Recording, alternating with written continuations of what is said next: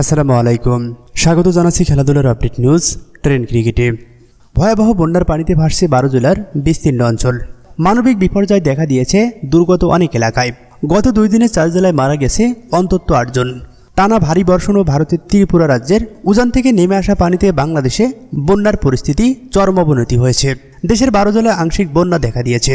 বৃষ্টির পানি আর বানে তলিয়ে আছে নোয়াখালী সদর সহ 7 উপজেলার বিস্তীর্ণ এলাকা। শহরের বেশিরভাগ এলাকাও এখন জলামগ্ন। ডুবে আছে বিভিন্ন সড়ক মহাসড়ক।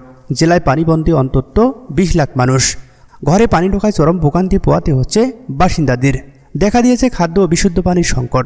এমন্ত অবস্থায় বেশ কিছু স্বেচ্ছাসেবী প্রতিষ্ঠান এগিয়ে এসেছে ত্রাণ সহায়তায়। এছাড়াও কিছু রাজনৈতিক দলের বেশ তৎপরতা দেখা গিয়েছে দুর্গম অঞ্চলগুলোতে। সেনাবাহিনী, নৌবাহিনী, বিমান বাহিনী সহ কোস্টগার্ডের সদস্যরাও উদ্ধার তৎপরতায় অংশ নিয়েছেন।